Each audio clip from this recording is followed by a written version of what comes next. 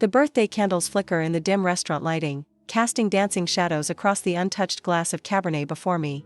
I check my phone for the 11th time in 30 minutes. Still nothing. My fingernail taps against the screen, creating a rhythm that matches the growing ache in my chest. Should we wait a bit longer for your guests, Miss Lewis? I glance up to find the waiter hovering at my table's edge, sympathy etched into the fine lines around his eyes. His gaze flickers between the 4 empty chairs surrounding me and the small cake centered on the white tablecloth. Just another 15 minutes, please. I summon a smile that feels brittle on my face. It's the 3rd time I've requested an extension, and we both know what that means. I smooth down the front of my emerald silk blouse, the one I splurged on last week specifically for tonight. The fabric whispers beneath my fingertips, cool and expensive. Behind the waiter, couples murmur and laugh, silverware clinks against china, and somewhere a cork pops from a bottle. The sounds of celebration swirl around me while I sit marooned at my island of solitude.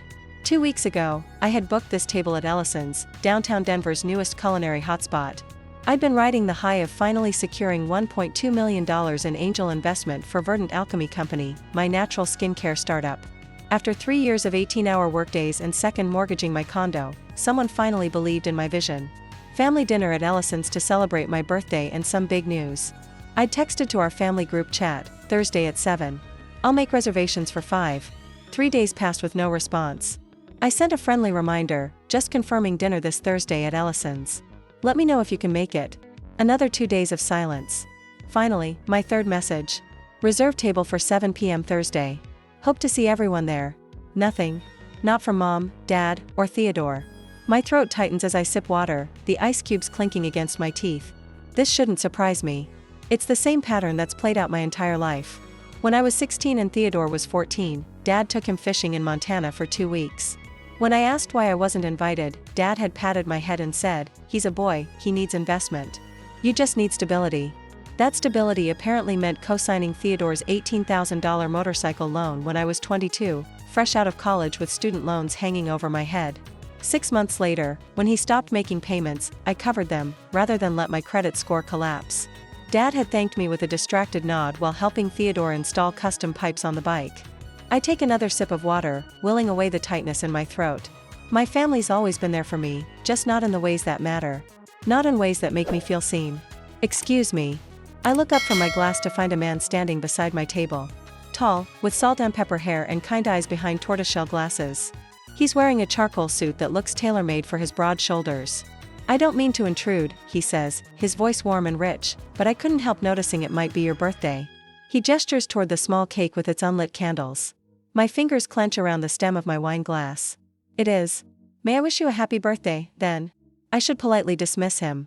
Instead, I hear myself say, "Thank you." He hesitates, then asks, "Would you mind if I joined you for a moment? Just until your other guests arrive." Something in his expression, genuine kindness without pity, makes me nod. "I'm Farrah. Alexander." He settles into the chair across from me, setting his leather portfolio on the table. "I'm a writer. Books about resilience, mostly." He smiles, the corners of his eyes crinkling. "Though I suspect you know something about that already." "What makes you say that?" "The way you hold yourself. Like someone who's familiar with waiting and disappointment but hasn't been broken by either." My laugh surprises me. "Are you always this perceptive with strangers?" Occupational hazard. He gestures toward the waiter, who approaches with a lighter. "May I?" When I nod, the waiter lights the candles on my cake. Their glow reflects in Alexander's glasses as he asks, "So what brought you here tonight? All dressed up and waiting so patiently." I hesitate, then decide truth is simpler than fiction. "I just secured a major investment for my company. Thought my family might want to celebrate." If I DM to the celebrate. "Ah," he nods, understanding blooming in his expression. "And they're running late?" "They're not coming." The words taste bitter, like coffee left too long on the burner. They didn't even respond to my messages. Then they're missing something extraordinary. Alexander leans forward, resting his forearms on the table. "Tell me about this company that earned such impressive investment." For a moment, I consider changing the subject. Then something inside me shifts. Why not enjoy this birthday, despite my family's absence? Why not share my triumph with someone who actually seems interested? "Verdant Alchemy," I say, feeling a genuine smile spread across my face. Natural skincare products made with ingredients sourced from sustainable farms. I pull out my phone, showing him our sleek website featuring our best-selling facial serum. We're planning to expand our production facilities with the new funding. Remarkable, Alexander says, studying the images. When he looks up, his admiration feels like sunshine after days of rain. Someone should be celebrating your brilliance tonight. His words unlock something in my chest. As I blow out the candles on my cake, I make a different wish than I'd planned. Not for my family's approval, but for the strength to stop waiting for it. I won't wait for their approval anymore, I whisper, more to myself than to Alexander. The hardest lesson, he says softly, is learning that some people can't give what they don't possess themselves. The waiter returns with 2 plates for the cake. As I cut into it, I find myself telling Alexander about Theodore's motorcycle. About decades of showing up for a family that rarely showed up for me. About building my company while my parents focused on my brother's series of failed ventures. The strange thing is, I say, I think a part of me still loves them, despite everything. Love and boundaries aren't mutually exclusive, Alexander replies. In fact, the healthiest love requires them. As we share cake beneath the restaurant's warm lights, I realize that a stranger's kindness has made this birthday more meaningful than any family celebration could have. For the first time in years, I feel truly seen, and suddenly, that's enough. Morning sunlight spills across my balcony, turning the rim of my coffee cup golden as I breathe in the crisp, bolder air. The distant flatirons cut jagged silhouettes against a cloudless sky. 3 years have passed since that birthday night when Alexander first entered my life, and the universe has rewarded my quiet determination with abundance. My phone chirps with a notification. Another share of yesterday's interview, where I detailed Verdun Alchemy's journey from my kitchen counter to a $35 million valuation. The view count has crossed 500,000. I take a slow sip of coffee, savoring the Colombian roast Alexander introduced me to last winter. The new face of natural beauty, reads one comment. If only they knew how unnatural family could be. My phone buzzes again, this time with a call. The name makes my stomach clench. Mom, we've barely spoken in 3 years, beyond obligatory holiday texts and the occasional stilted coffee meeting. I consider letting it go to voicemail but slide my finger across the screen instead. Farrah, honey. Her voice drips with sugary sweetness I haven't heard since high school graduation. Did you see my messages? No, I was just, Theodore's getting married. Can you believe it? Our boy, finally settling down with Jessica. We'd love your help with planning the celebration. I grip the phone tighter. That's wonderful news. When's the wedding? June. Listen, sweetheart. We've been talking, your father and I, and we think this would be the perfect time for a Lewis family collaboration. Collaboration? The word hangs between us like a glass ornament, fragile and transparent. Your brand with our family name. Lewis Beauty has such a nice ring. We've always been your biggest supporters. The lie stings more than if she'd slapped me. I stare at the Forbes magazine on my coffee table featuring my company profile. I need to think about that. I manage, my professional voice sliding into place like armor. Of course, honey. Call me back this afternoon? After we disconnect, another message chimes. Theodore. Hey, sis. Big news about the wedding. Also, my racing team needs a primary sponsor. Only $300,000 for the season. Great exposure for Verdant. Let me know. I place my phone face down on the table. The view from my penthouse suddenly feels isolating rather than peaceful. Later that morning, I sit in my office, reviewing old family photos stored in a dusty folder on my laptop. Theodore receiving his high school diploma, mom and dad beaming beside his first racing car. My college graduation, just me, alone in cap and gown, because they'd attended Theodore's regional race that weekend. My phone chimes with a voice message from Alexander. Just saw your interview. Brilliant as always. Remember who you became despite them, not because of them. Dinner tonight? I open a new spreadsheet and title it Family Financial History. Line by line, I document every loan, gift, and bailout. Theodore's motorcycle. The 6 months of his rent I covered when he found himself after dropping out of community college. Dad's fishing boat repairs when Theodore crashed it during a weekend joyride. The spreadsheet swells to $47,000 of silent support. This isn't about punishment, I whisper to the empty office. It's about boundaries. My CFO Martin knocks before entering with quarterly reports. Everything okay? He asks, noticing my expression. Family matters. If my brother or parents reach out about business opportunities or sponsorship, please direct them to me. Martin nods. Legally speaking, you have no obligation to entangle family with the company. I know, I say, thanking him as he leaves. My phone lights up with a text from Rachel, my oldest friend. Saw Theodore's FB post about needing sponsors. Let me guess he's hitting you up. They didn't celebrate you. Why fund them? I smile despite myself. Rachel always cuts to the heart of things. A card arrives via courier later that afternoon. Alexander's distinctive handwriting graces the envelope. Inside, a quote. Boundaries aren't walls. They're the foundation upon which healthy relationships are built. By evening, I've crafted an email that feels both businesslike and final. I attach the spreadsheet detailing the $47,000 in financial support I've provided over the years. If we're going to collaborate, I write, let's start from zero with full transparency. I hesitate before pressing send, wondering if I'm being too harsh.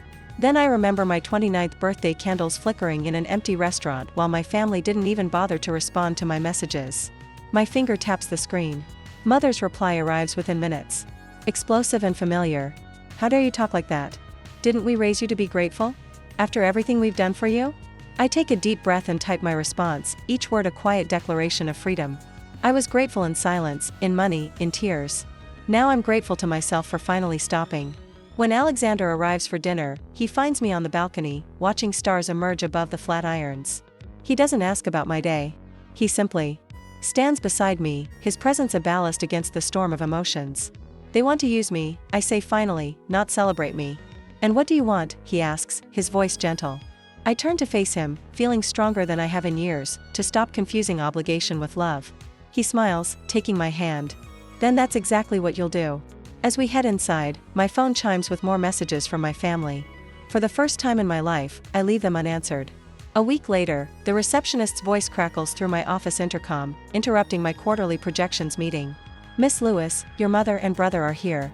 They say it's urgent. My marketing director raises an eyebrow across the conference table.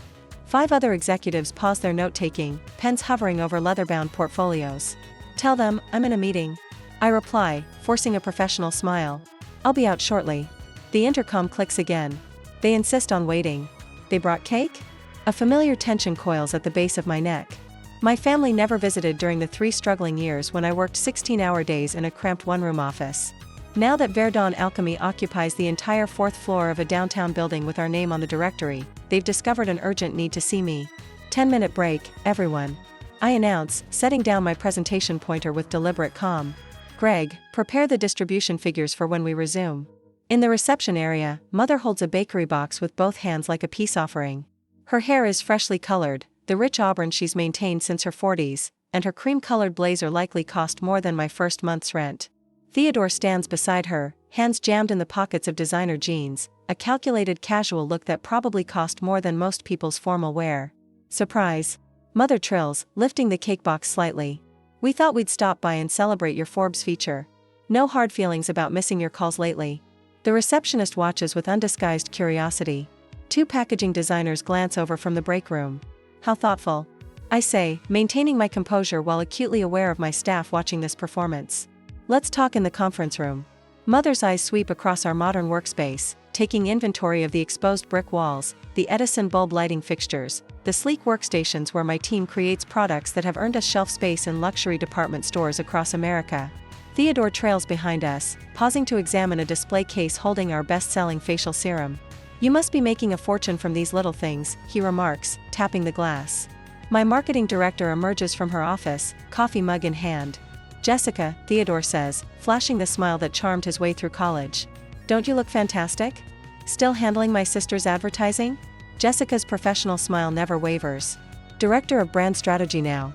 Pleasure seeing you again, Theodore. Theodore. I guide them toward the small conference room, away from curious eyes and ears. Mother runs her fingertip along a walnut tabletop as we enter. $16,000 for this table alone, I'd wager, she whispers, not quite quietly enough. Once the door closes behind us, I turn to face them. This is my workplace, not a family reunion venue. Why are you really here? Mother sets the cake down, hurt flashing across her features. Can't we visit our successful daughter without an agenda? Theodore sprawls in one of the leather chairs. Yeah, sis, don't be so suspicious. The last time we spoke, I remind him, you asked for $300,000 for your racing team. The time before that, Mother hinted about Theodore's wedding costs. Forgive me for suspecting this isn't just a social call. Mother's expression hardens. You've changed. Success has made you cold.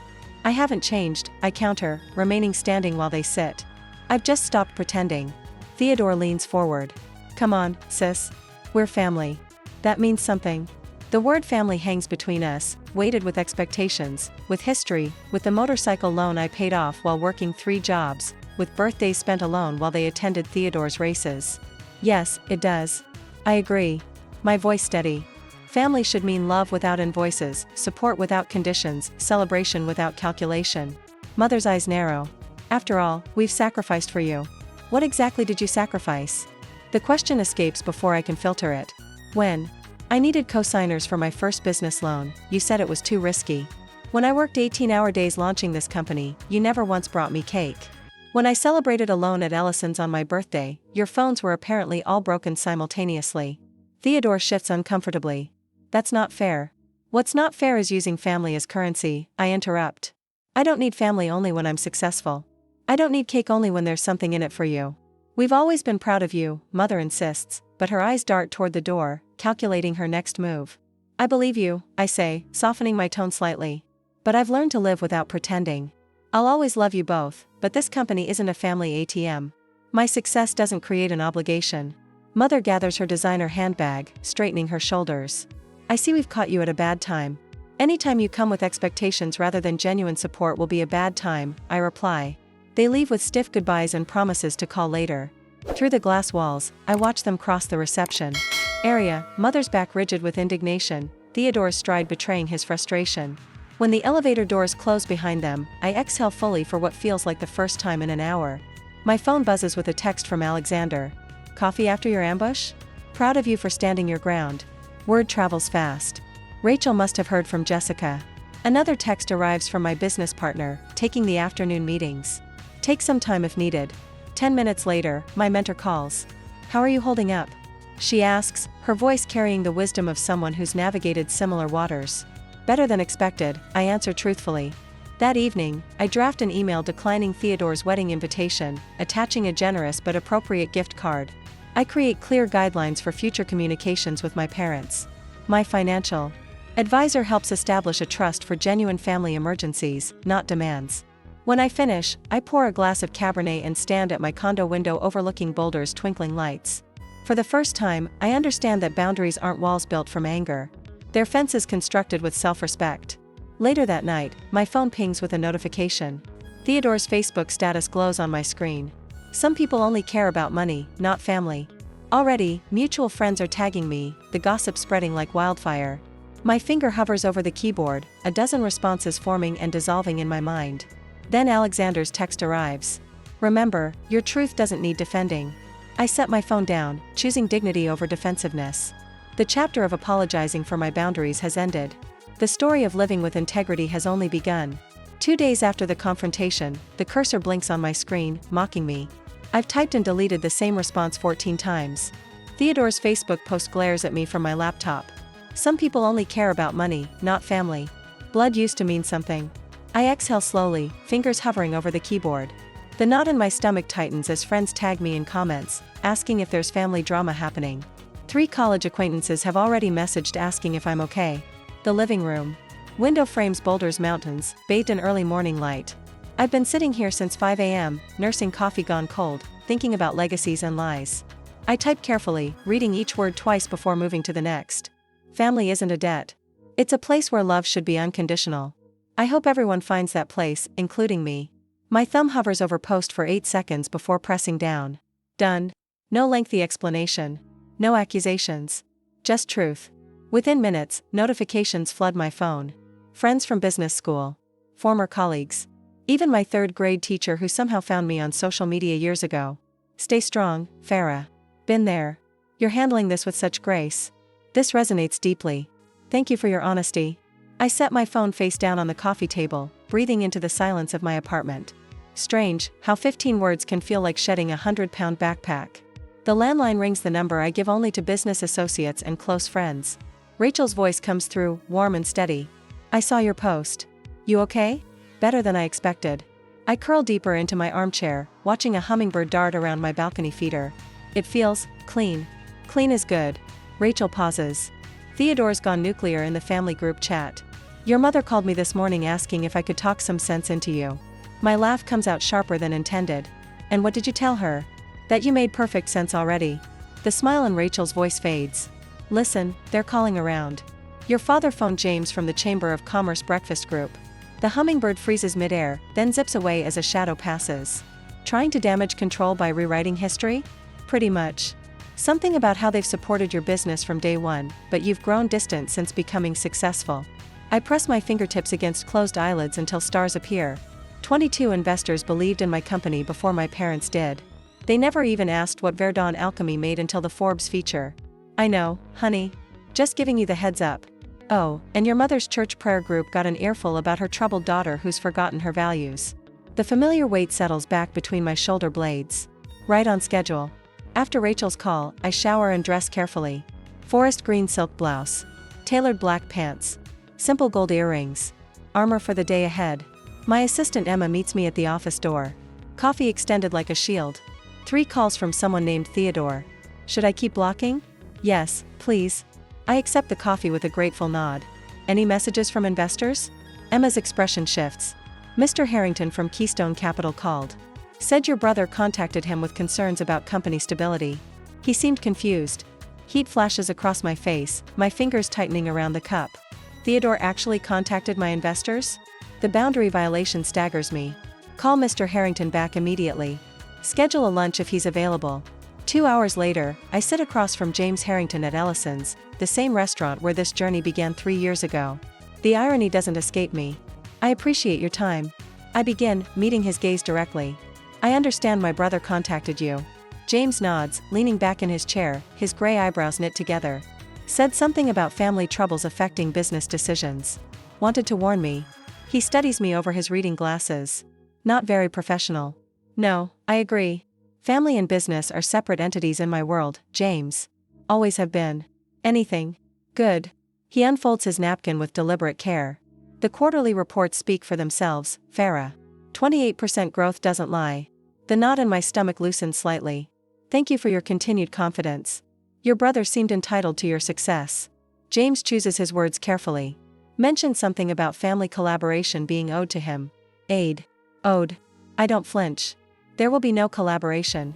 Smart call. He picks up his menu. Now, shall we order? I hear the salmon is excellent. Back at the office, I pull up the application form for the Verdant Foundation, my newest project, supporting young female entrepreneurs. The cursor blinks. Steady now, rather than mocking. I fill in the final details, then press launch. Later that evening, I receive the notification that my donation to the Colorado Motorcycle Safety Initiative has been processed. $20,000. Anonymous. No press release. No social media announcement. Just quiet action. My phone buzzes with a message from my father. Your mother is devastated. This public humiliation is beneath you, Farrah. I set the phone aside without responding and pour a glass of wine. The Verdant Foundation website has already received 12 applications. My inbox contains 3 interview requests from business journals non-mentioning family drama, all focused on company growth and environmental initiatives. When the doorbell rings at 7, Alexander stands there holding takeout bags. His eyes crinkle at the corners. Thought you might not want to go out tonight. You thought right. I step aside to let him in. Theodore contacted my investors. Alexander sets the food down, his expression darkening. That crosses every line. They didn't buy it. I pull plates from the cabinet. Turns out consistent professionalism speaks louder than desperate accusations. Of course it does. Alexander unpacks containers of Thai food. Your restraint is remarkable, Farrah. Most people would have responded with matching fire. I shrug, but warmth blooms in my chest at his words. Fire just makes more smoke. I'm interested in clarity. We eat on the balcony, watching the sunset paint Boulder's mountains in amber and gold. My phone buzzes repeatedly. Theodore's fiancé now, saying they need to clear the air before the wedding. Thanks for watching, and I doing the clear the setter outmaters the wedding. Did you see the comment from Sandra Werner? Alexander asks, refilling my wine glass. Theodore's racing sponsor? No. What did she say? That she's reconsidering their partnership after recent revelations about character. He raises an eyebrow. Apparently your mother's version of events reached her, but backfired. I take a slow sip of wine. I never asked for that. You didn't have to. Truth has a way of finding daylight. As night falls over Boulder, my email pings with a message from my business mentor, Diane. Proud of you. Leading a webinar next month on ethical business practices. Keynote spot has your name on it if you want it. Later, as Alexander prepares to leave, he pauses at the door. You know they're only escalating because they're losing control, right? I nod. I know. I can feel the cracks forming. Your mother called Rachel again, apparently. Less confident this time. Use the phrase. Might have pushed too hard. Something shifts inside me, not satisfaction, exactly, but vindication.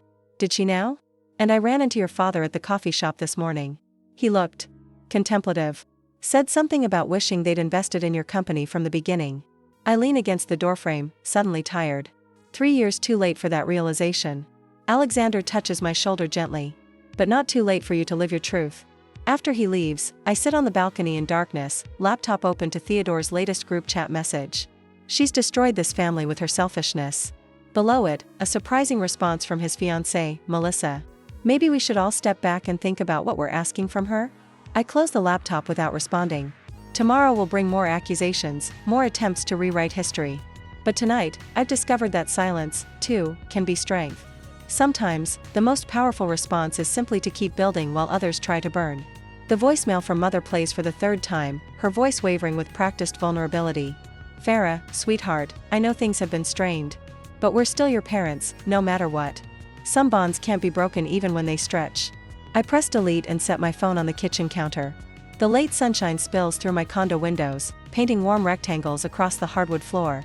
Against my better judgment, I picked up the envelope that arrived yesterday, ivory cardstock with gold foil edging. Theodore's wedding invitation. The handwritten note tucked inside reads, "Time for family healing. We miss you, Mom and Dad." My stomach twists. 3 weeks of this campaign now, the carefully timed calls, the texts dripping with apologies that somehow still manage to avoid acknowledging any actual wrongdoing. Just yesterday, Theodore's fiancée Jessica left a voicemail about building bridges before the big day. Is this seat taken? I look up to find Alexander in my doorway, coat draped over his arm, a paper bag from Spruce Bakery in his hand. My shoulders relax at the sight of him. Only by ghosts and guilt trips, I say, sliding the invitation across the counter. Latest artillery in the reconciliation campaign. Alexander sets down 2 coffees and studies the invitation. Quite the production. The wedding at the Brown Palace? Someone's parents are feeling generous. Or someone's sister is expected to be. I take a grateful sip of the coffee he's brought, dark roast with a splash of almond milk. Exactly how I like it. And what about these? Alexander gestures toward the stack of photo albums on my coffee table. Recent arrivals? FedEx delivery yesterday. Family albums dating back to my 5th birthday, complete with post-it notes marking special memories. I walk over and flip one open to a flagged page. This one says, "Remember Christmas 1998? You were so excited about the family tradition." Subtle, Alexander says, his mouth quirking. My phone buzzes with another text. Theodore. Dad mentioned his blood pressure's been high lately. Really hoping you'll reconsider coming to the wedding. Would mean a lot to all of us. Alexander catches my expression. More health concerns? Theodore says Dad's blood pressure is up. I set the phone down. Last week it was Mom's migraines. They're getting creative, Alexander notes, settling onto one of my kitchen stools. How are you holding up? I trace the rim of my coffee cup. I keep thinking I should feel worse about all this. Shouldn't I be torn apart? Sobbing over photo albums at midnight? And you're not? I feel tired. Like I'm watching a movie I've seen too many times. I meet his eyes. Is that cold? Alexander considers this. The morning light catching the silver at his temples. I don't think it's cold. I think it's clarity. After years of the same pattern, you've stopped mistaking familiarity for obligation. I don't want to hate them, I say quietly. Boundaries aren't about hate, they're about health. Alexander's voice gentles. You can forgive someone without resuming the same relationship. Something shifts inside me at his words, a tightness loosening. Forgiveness without restoration. Exactly. You can acknowledge the love that exists while recognizing its limitations. Alexander sips his coffee. What would a healthy relationship with your family actually look like? I've never really considered this question before. My options always seemed binary. Give them everything or sever all ties. But perhaps there's middle ground territory I can map myself. Limited contact. I begin slowly. Scheduled interactions in neutral public places. No business entanglements. And clear expectations of mutual respect. Alexander nods. That sounds reasonable. But will they accept it? Theodore's is soon. The question isn't whether they'll accept it, Alexander says. It's whether you can enforce it regardless of their reaction. I straighten my shoulders. I can. Later that evening, with Alexander's perspective still fresh in my mind, I draft an email to my family. No accusations, no itemized lists of past wrongs, just clear, forward-facing boundaries. I outline the terms under which I'm willing to attend Theodore's wedding and maintain a relationship moving forward. When I finally click send, something shifts inside me. Not the weightlessness of escape, but the solid certainty of choosing my own path. On the wedding day, I stand in the glittering ballroom of the Brown Palace Hotel, a glass of champagne cooling my palm. The wedding ceremony concluded 30 minutes ago, and now the reception swirls around me, distant relatives, circulating like curious fish, friends of my parents eyeing me with speculation. Alexander stands beside me in a charcoal suit, his presence a steady anchor. Theodore approaches, champagne in hand, his new wife Jessica beside him. "You made it," he says, surprise evident despite our email exchanges confirming my attendance. "And you brought a date." "Alexander," I introduce simply. "Congratulations to you both." "Jessica, thank you for coming, Farrah. Your gift was so thoughtful." The leather-bound financial planning book and modest check, generous but appropriate, sit alongside crystal vases and silver serving trays on the gift table. The card attached reads, "Wishing you a partnership built on mutual support and respect. Love, Farrah." Farrah. Theodore shifts uncomfortably. "Listen, Farrah. About the racing team." Alexander's hand touches my waist lightly, a subtle reminder of our agreement. "I would attend for 3 hours maximum, with no business discussions. Today is about your marriage, Theo." I interrupt gently. "Let's keep it that way." Theodore's jaw tightens momentarily before he nods. "Right, of course." He glances at Alexander. "So, how did you two meet?" "Over birthday candles," Alexander answers smoothly, saving me from having to explain that night 3 years ago. We exchange a few more pleasantries before they move on to greet other guests. I exhale slowly. "Holding up?" Alexander murmurs. "Better than expected." I scan the room, though Mother has been circling for the past 20 minutes. As if summoned, she appears at my elbow, elegant in pale blue chiffon, her perfume a cloud of gardenias and expectation. "Darling, could I steal you for just a moment?" Her smile includes Alexander, excluding him simultaneously. "Family matters." I meet Alexander's eyes. "I'll be right back." Mother guides me to a quiet alcove near the dessert table, her fingers light but insistent on my arm. Once we're alone, her smile dims. "You look lovely, Farrah," she begins. "But I must say, your father and I were hurt by that email. Setting terms for attending your own brother's wedding, it felt very cold." I take a careful breath. I needed clarity about expectations. "We're family," she says, as if this single word should override all other considerations. "Family supports each other without conditions. That support should flow both ways, Mom." My voice remains steady. "I love you, but I've learned to love myself too." Something flickers in her eyes, frustration, perhaps, or the first recognition that her tactics no longer work on me. "Your father and I won't be around forever, you know." "I know," I say gently. "And when you need me, truly need me, I'll be there." "But what you're asking for isn't need. It's entitlement." She stares at me, this daughter who no longer bends to guilt. "You've changed, Farrah." "I have, I agree, but I still love you." I check my watch. We've been at the reception for 2 hours and 45 minutes. Alexander and I should be going soon. "Early meeting tomorrow." Mother opens her mouth as if to protest, then closes it again. For the first time in my life, I see her accept a boundary I've set, without pushing against it. "Will you call next week?" she asks, her voice smaller than I'm used to hearing it. "Sunday afternoon," I confirm. "For 30 minutes, as we agreed in the email." As we rejoin the celebration, I spot Theodore watching us from across the room. Our eyes meet, and something passes between us, not warmth exactly, but perhaps the beginning of respect. He raises his glass slightly, a gesture both acknowledgement and surrender. Alexander's hand finds mine as we make our way toward the exit. "Ready?" I look back once at my family, Mother, returning to Father's side, Theodore dancing with his bride, the constellation of relatives and friends, spinning in their familiar orbits. They will continue without me tonight, and I will return on my own terms another day. "Yes," I say, squeezing Alexander's hand. "I'm ready." A year later, the birthday candles flicker in my kitchen, casting a warm glow across the faces gathered around my Marble Island counter. Alexander stands beside me, his shoulder brushing mine as he adjusts his glasses and smiles. Rachel raises her wine glass, the ruby liquid catching the light. "To choosing your family and your future," she toasts, her voice steady and sure. The small gathering 5 people who genuinely want to be here erupts in cheers. My heart swells as I survey my home, filled with the gentle hum of conversation and laughter. No empty chairs. No checking my phone every 5 minutes. No brittle smile pasted on my face. "Make a wish," Alexander whispers, his breath warm against my ear. I close my eyes, but for once, I struggle to think of what to wish for. My business hit a $45 million valuation last quarter. The entrepreneurship book Alexander and I wrote sits proudly on my coffee table. Its cover embossed with gold lettering, and most importantly, The gnawing ache of family disappointment has faded to a distant memory. I blow out the candles in one decisive breath. Same restaurant as 4 years ago, Rachel observes, cutting into the chocolate cake, but completely different energy. Different company makes all the difference, I reply, accepting a plate from her. Later, as guests mingle in my living room, I slip away to my study. My leather-bound journal waits in the desk drawer where I left it this morning. I trace my fingers over today's entry. Love doesn't require sacrifice of self. These years of therapy helped me understand that boundaries aren't walls, they're healthy fences with gates I control. My family and I maintain a cordial relationship now. I attend holiday dinners when it feels right. Theodore brings his wife. My parents ask about my business without suggesting how to run it. We found a balance. I can love them without surrendering my peace. The doorbell chimes.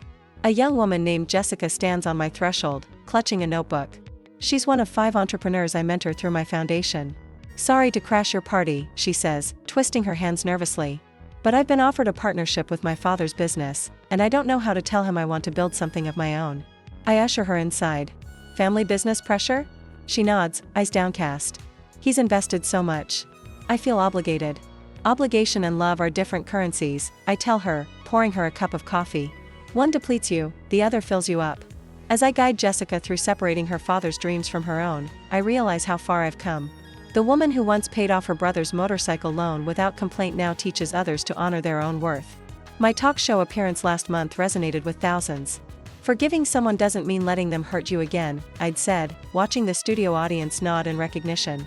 Those words became a lifeline for people struggling to break free from toxic patterns. In the kitchen, Alexander lights a single candle on the remaining slice of cake. We blow it out together, our fingers intertwined on the counter. Our book dedicated to dreamers who find themselves alone at pivotal moments has already helped countless others recognize their own worth. Do you ever wish they had shown up that night years ago? He asks, referring to my lonely birthday when we first met. I shake my head, a soft smile playing across my lips. No, because if they had, I might never have met the man who taught me that kindness can come from anyone, even a stranger. Later, we stand on my balcony, watching the sunset paint the skyline in strokes of amber and gold. City lights begin to twinkle one by one, like stars emerging in an urban sky. Alexander appears with 2 glasses of Cabernet, the same wine I ordered that fateful night. Any regrets about your journey? He asks, handing me a glass. I take a sip, savoring the rich complexity. Sometimes, the loneliest birthday becomes the first gift of freedom and the beginning of a beautiful connection. The wine tastes of celebration now, not solitude. As darkness settles over the city, I realize that the birthday candles that once burned alone now light a path forward, surrounded by people who choose to be present, not merely obligated to appear.